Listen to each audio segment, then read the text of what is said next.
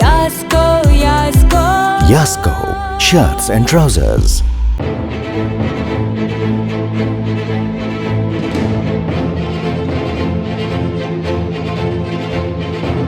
ABP நாடு நேயர்களுக்கு ஏபிபியின் தமிழ் வணக்கம்.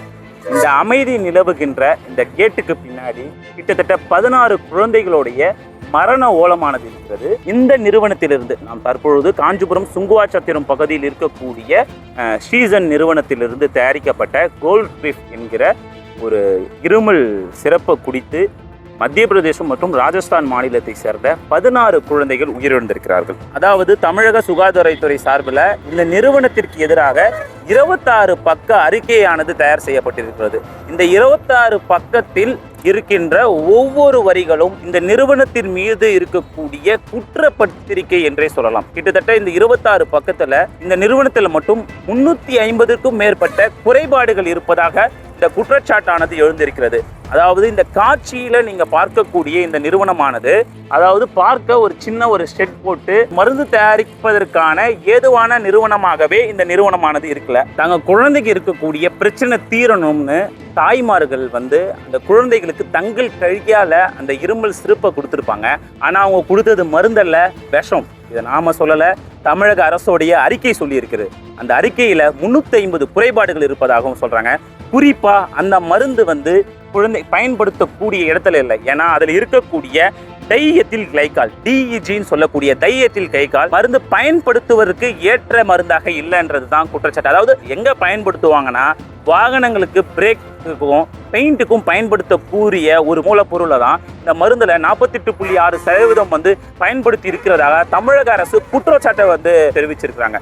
அதாவது தங்கள் குழந்தை சரியாகணும்னு தாய்மார்கள் கொடுத்த அந்த மருந்துல விஷம் இருந்தது தான் அதிர்ச்சியான விஷயம். பல துறைகளில் தவறுகள் நடந்தலாம். ஆனால் மருத்துவத்துறையில நடக்கிற ஒவ்வொரு தவறும் பல உயிர்களை காவு வாங்கன்றதுக்கு இது மிக எடுத்துக்காட்டான விஷயமாக இருக்கு. இந்த மருந்து உற்பத்தி செஞ்ச இடத்த நான் உற்பத்தி நிறுவனமே குறிப்பிட முடியாது. இது ஒரு கொட்டாகைன்னு தான் குறிப்பிடணும். இப்போ நீங்க ஒரு காட்சிகளில் பாருங்க, இந்த உற்பத்தி செய்வதற்கான மூலப்பொருட்களை சேர்த்து வைக்கிற இடம் மாதிரி தெரியுது. பட் எதுவாக இருந்தாலும் இது ஒரு மருந்து தயாரிக்கக்கூடிய இடத்திற்கான ஒரு நேரடி காட்சிகளை பாருங்க. இது அந்த இடத்துல இந்த மாதிரி மருந்துகளையோ ஒரு மூலப்பொருட்களோ சேர்த்து வைக்கிறதுக்கு ஏற்றமா இடமா இருக்கா அப்படின்றத பாருங்க. இந்த இடத்துல என்னென்ன குற்றச்சாட்டுகள் வச்சிருக்காங்கன்னா, துருப்பிடித்த இயந்திரங்கள் இருந்ததாகவும், சுத்தமான தண்ணி இல்லை, அசுத்துவ கழிவுகள் இருந்தது, காற்றோட்டமான அமைப்புகள் இல்லைன்னு 350க்கும் மேற்பட்ட குற்றச்சாட்டை அந்த அறிக்கையில தெரிவிக்கப்பட்டிருக்காங்க.